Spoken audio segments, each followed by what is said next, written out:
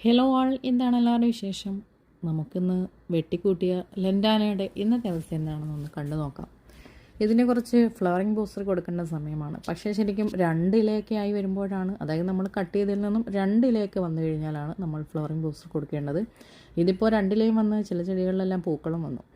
അപ്പോൾ നമുക്ക് flowering booster ഒന്ന് പ്രിപ്പയർ ചെയ്ത് നോക്കാം. ഇതാണ് NPK വളം. ഇത് പല നിറങ്ങളിലും പല രൂപങ്ങളിലും നമുക്ക് അവൈലബിൾ ആണ്. NPKയിൽ നൈട്രജൻ, ഫോസ്ഫറസ്, അതുപോലെ പൊട്ടാസ്യം എന്നിങ്ങനെ 3 എസെൻഷ്യലായിട്ടുള്ള മൈക്രോ ന്യൂട്രിയൻസ് ആണ് അടങ്ങിയിട്ടുള്ളത്. ഇത് DAP ആണ്. DAPയെക്കുറിച്ച് നമ്മൾ എല്ലാ പേരും കേട്ടിട്ടുണ്ടാവും. സസ്യങ്ങളുടെ വേരിനും പൂക്കളുണ്ടാകുന്നതിനും വേണ്ടിയിട്ടുള്ള സൾഫർ ഒരുപാട് അടങ്ങിയിട്ടുള്ളൊരു വളമാണ്. ഇത് പൊട്ടാഷാണ്.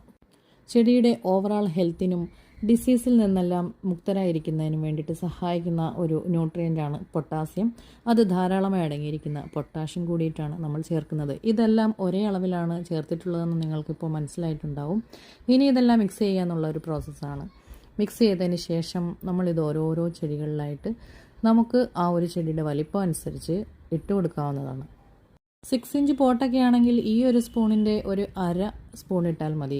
ഒരു 8 ഇഞ്ച് പോട്ടാണെങ്കിൽ ഒരു ഫുൾ സ്പൂൺ ഇടാവുന്നതാണ്. അപ്പോൾ ഇതിങ്ങനെ ഇട്ട് കൊടുത്തിട്ട് മണ്ണുമായിട്ടൊന്ന് മിക്സ് ചെയ്ത് മാറ്റി വയ്ക്കുക. അതേപോലെ തന്നെ ഇനി അങ്ങോട്ടൊരു 7 ദിവസം നന്നായിട്ട് നമ്മുടെ പ്യുവർ വാട്ടർ തന്നെ ഒഴിച്ചു കൊടുക്കുക. അതായത് വളങ്ങളൊന്നും ചേർക്കാത്ത നോർമൽ വാട്ടർ തന്നെ ഒരു 7 ദിവസത്തേക്ക് ഈ ചെടികൾക്ക് കൊടുക്കുക എന്നുള്ളതാണ്. മണ്ണിലേക്ക് ഈ DAP, പൊട്ടാഷ്, NPK മിക്സ് നന്നായിട്ട് യോജിച്ച് ചേരുന്നതിന് വേണ്ടി. കണക്കിലധികം കൊടുക്കുന്നത് ചെടികൾക്ക് ആരോഗ്യകരമല്ല.